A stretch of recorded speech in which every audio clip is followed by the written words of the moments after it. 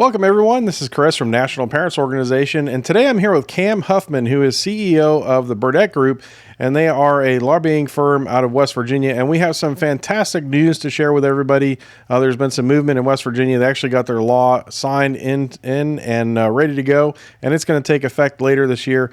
So, Cam, thank you so much for coming on today. Well, thank you for having us.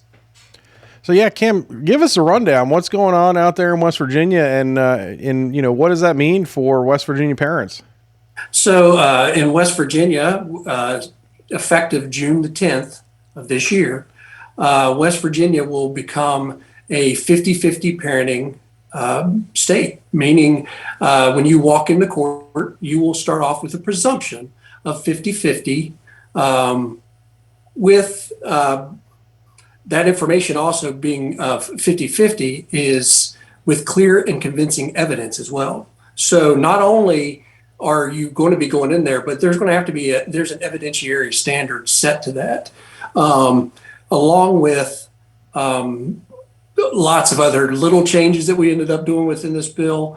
So yeah, but the big key point being we did finally get our shared parenting bill passed. Well, yeah, that is some fantastic news, and you're now the third state, I believe, that has a full shared parenting law. The first was, of course, Kentucky, and then Arkansas, and now West Virginia.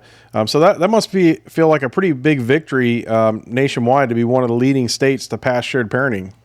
It feels great. I'm a father of two daughters, and we've worked this bill for several years now. When we first started, I was referring to it as the 1,000 days bill. My daughter used to say, "Daddy, I want 1,000 days with Daddy and 1,000 days with Mommy," and so we used to refer to it as the 1,000 days bill. But yeah, we are the third state, although I do believe that we are the only state that you are required to have clear and convincing evidence when walking into court. Now, a lot of the pushback we've received on it is. They still take into consideration domestic violence, drug use. This is a presumption of 50-50 for fit parents. If they walk in the door and you have, any evidence at all, a domestic violence petition or, DUIs or, that sort of stuff, all that still comes into play. And that actually is considered a factor when you walk in the door. Now, the other factors that are considered when you do walk in the door is that if those are false allegations, those can actually come back to bite the person that ended up filing false allegations to try to game the system, which we all know is referred to as the silver bullet. Yeah, and that happens so much across the board nationally in cases, because really there is not anything that judges or lawyers do when somebody comes in with a false claim, and it's been such a huge problem. I'm very excited to see West Virginia take a step in the right direction to make sure that people are being truthful in court, which you would think would be the whole point of going to court, right? Well, when we discussed, I've talked to a bailiff in the family court system here in my own county, and he said in 30 years, no judge has ever pursued a perjury case in family court. It just doesn't happen. And this doesn't lay out what would happen per se and how it goes about.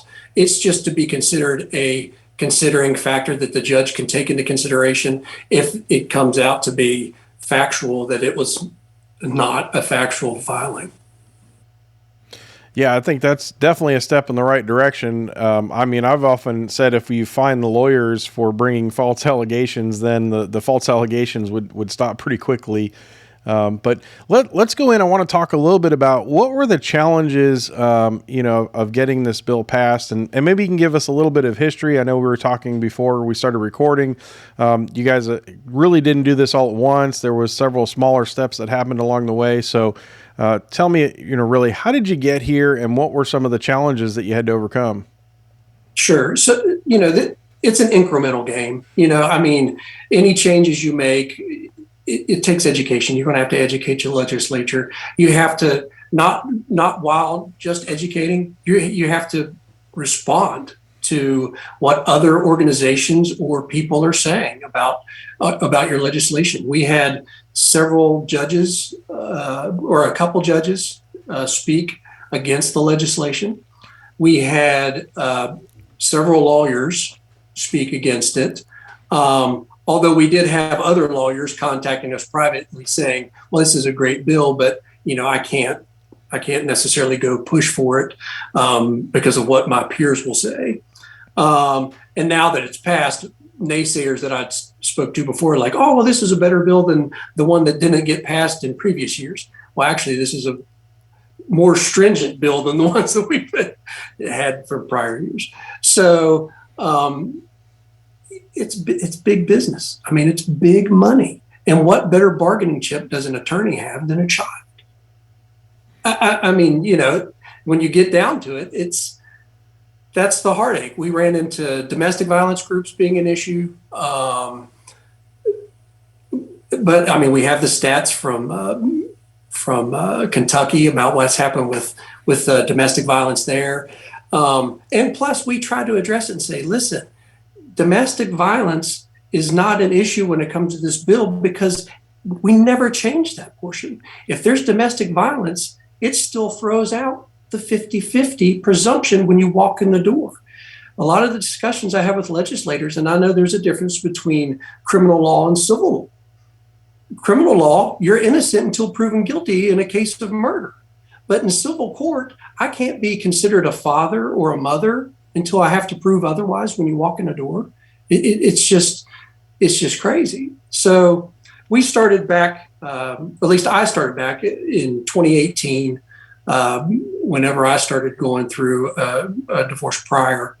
And in 2018, the legislation that we kind of floated out there was the friendly parent factor, just stating that they would take into consideration when determining custody who would encourage a meaningful and positive relationship with the other parent. So that was really kind of how we started off with ours, along with educating and whatnot. In 2019, we couldn't get anybody to consider really pushing for a 50-50 bill. No committee was willing to take it up. In 2020, we had House Bill 4648, and it ended up dying on the last night of session. We didn't end up getting it clear through. We did get it through the House of Delegates. We didn't have the first year we ended up running it through two committees in the House prior to running it on the Senate or the House floor. The next year, they eliminated even sending it to the Children's and Families Committee and sent it straight to the Judiciary. The Children's and Families Committee said, listen, we understand it. We're for it. There's no sense in tying it up in another committee meeting. Let's get it moving. So the last 2 years prior to this year, we had a supermajority in the House of Delegates, and it kept dying in the West Virginia Senate. Lawyers being in the Senate were to be honest, the issue. And so this year we ran the bill in the House of Delegates and the exact same bill in the West Virginia Senate. A little bit of a strategic plan so that they weren't sure which bill we would focus on. A lot of people assumed that we would push for the House bill again because we had a supermajority the last prior 2 years. So what we did is we ran it in the Senate side and we loaded it up. We ended up getting 11 sponsors on the Senate bill and kind of ran it through committee and didn't let time become the factor that killed us as it had done the 2 previous years, and then worked it through the House of Delegates and finally ended up with some tweaks. And actually, it's a better bill. Got some tweaks and stuff done to the legislation. This bill does not open up past cases in West Virginia. So if you already have your case settled, this bill alone doesn't open it back up.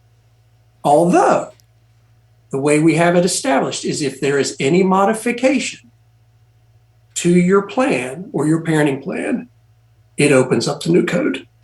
They didn't want to slam the courts with everybody coming in just because of a new law passed. But if you go in for a modification, and plus there's going to be people that, I mean, you're going to have children time out after a period of time. They aged out of the system. Two, you have people that have finally agreed and whatnot. So there's other factors that would come into play on that. But ultimately, even the new code will affect old cases as long as you're still pushing for those modifications and whatnot as well. Yeah, I think that is really reasonable, and there certainly are enough reasons to go open up old cases to modify them. So, I think that's ultimately going to end up helping a lot of West Virginia families, not just the ones that are divorcing from this point forward. I want to talk a little bit about your company, the Burdett Group, and what you do, and how you help grassroots organizations like National Parents Organization to get a law passed. Because I think in our organization we're really a grassroots organization. We have a lot of volunteers, but we're a little shy on the actual. We have a lot of moms and dads and grandmothers and grandfathers and things like that, but we're not necessarily very strong in the legal aspect of things, which is usually where we end up getting a lot of resistance. So, how did the Burdett Group work with National Parents Organization or other groups in West Virginia? And what advice would you have for, a grassroots organization to engage with a company like yours, to help get a law like this over the finish line? No, absolutely. So, how to get engaged with a GR firm, government relations firm, or a lobbyist. So in West Virginia, I have other clients that I represent. Obviously, it's my business. I can't necessarily represent a client through the state's ethics commission unless I have a client. So in West Virginia, I ended up paying out of my own pocket, partnered up with the National Parents Organization as the organization that would represent me on these, or that I would represent on this issue. Paid my filing fees and whatnot as a conduit, as well as National Parents Organization has great research. I mean, whenever I was out looking for information to begin with, that's who I fell in with. And Matt Hale helped me get connected. We ended up getting me registered, and away we went locally.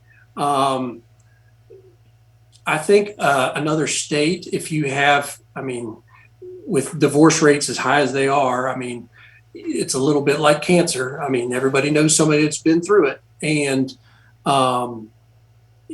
you just need to start talking to people. We start Facebook pages and discuss, local groups. We have a West Virginia shared parenting group that started up the year before, or last year. And we partnered up with them because it was just like-minded people. And it's a passion. We made sure that we stayed on point. We had bullet points. If there were people that were not a good face for our organization or our group, we had to make that hard call sometimes and out them and get them out of the group. We were always to be courteous, respectful, and education. And that's how we had to do it. I told them, I said, guys, never lie to a legislator. You know what? What you have is your word and your credibility. And you can't be going around. We're not going to bash other organizations. We're not going to, lie about what's going on. We're going to be personal when it comes to what has happened to us in regards to the system. So I would, start talking to people and start finding out. I've actually spoke to Matt Hale. I think at some point, Matt and I discussed NPO and me working with NPO and other states to do trainings on how to best affect public policy. So we as an organization might be in that a little bit. So Yeah, definitely. It's personal. Definitely, we had a strong group. We had about 1,000 people in our shared parenting, West Virginia's for shared parenting group. Although we had really a core of about eight families.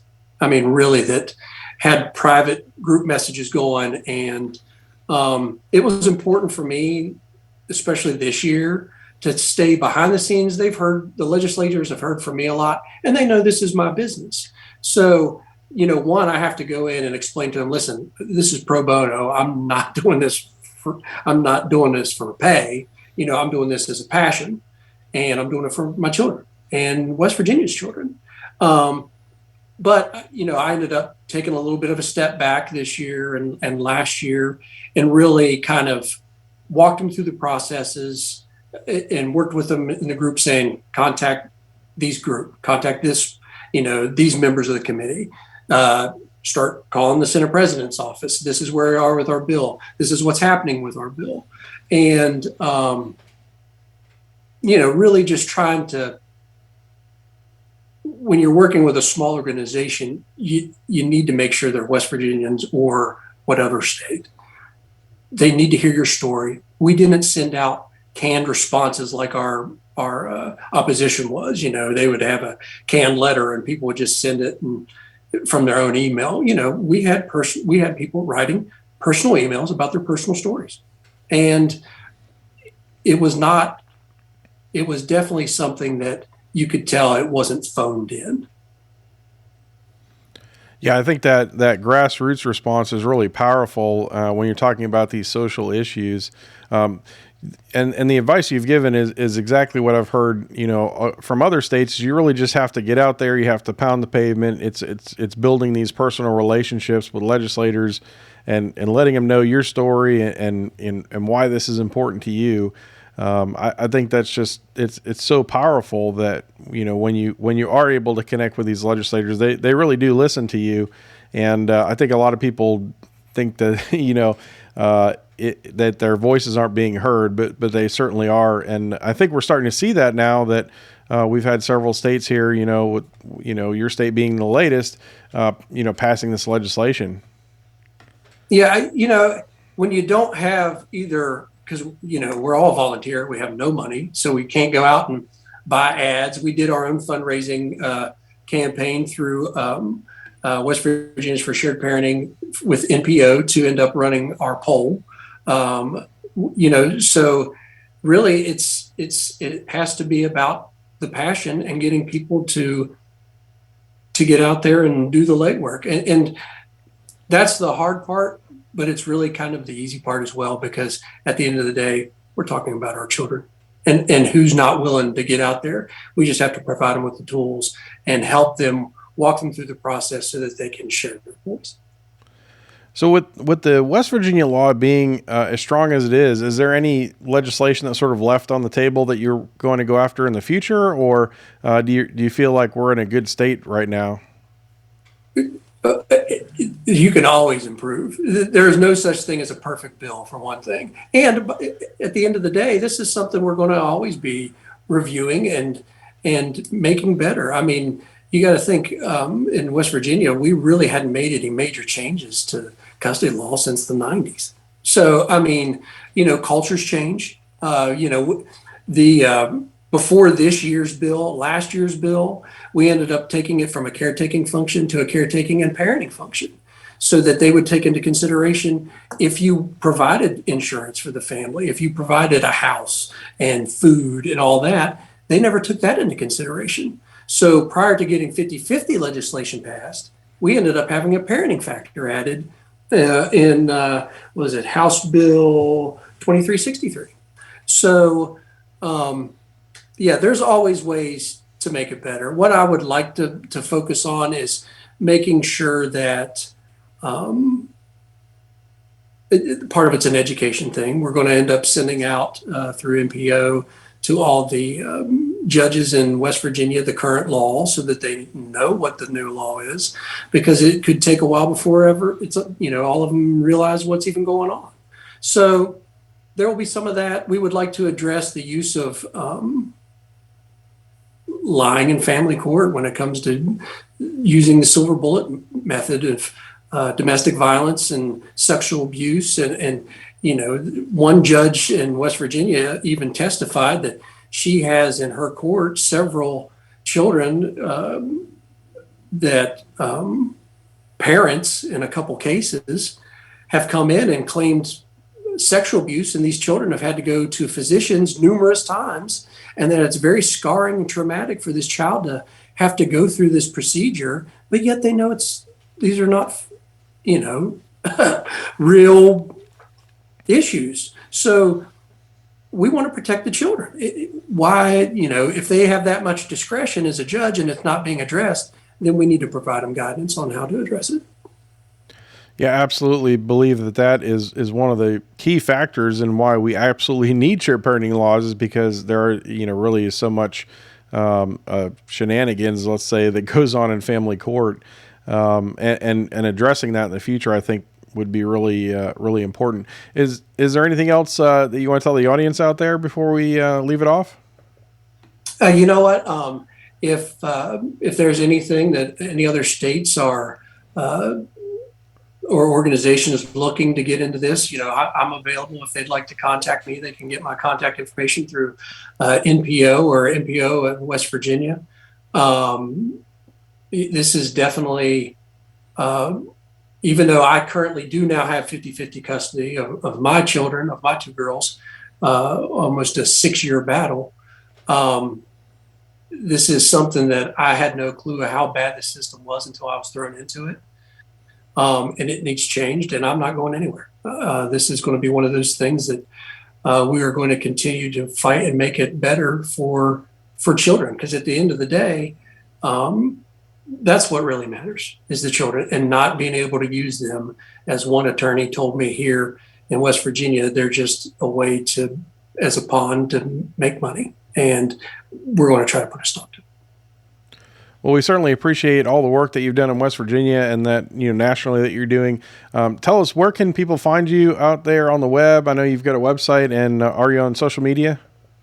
Yes, I'm on Facebook. I'm on LinkedIn at Cam Huffman, the Burdett Group. My website is burdettgroup.com. And just feel free to look me up. I've even helped one gentleman who had his daughter taken clear to another country and trying to get her back into the U.S., where the mother ended up just kind of fleeing and not helping out or not abiding by court orders. So children are a real passion of mine, having two little girls, and I understand how devastating it can be. And I want to make sure that us being a national parents organization, that we are not just a parents organization focused on parents' rights. We're really focused on the rights for children to parents. Well, Cam, thank you so much for coming on today, and we'll put links to all of your websites and social media there in the notes here of the video, and we encourage people to look up and contact with you. And again, congratulations on West Virginia, you know, making it past the finish line. I think it's going to be, you know, first in a long list of states that hopefully in the next couple of years here we can add to that list. Well, I hope so, and anything that I can do to be part of that, and to and if any other states have other legislation on parental alienation or any type of thing to help combat the silver bullet or whatnot, please share it with me, share it with other states, because that's how it just makes it much easier to take previous states' information and help share it. Well, Cam, thanks so much for coming on. We look forward to talking with you again. Well, I'll talk to you soon. I appreciate it.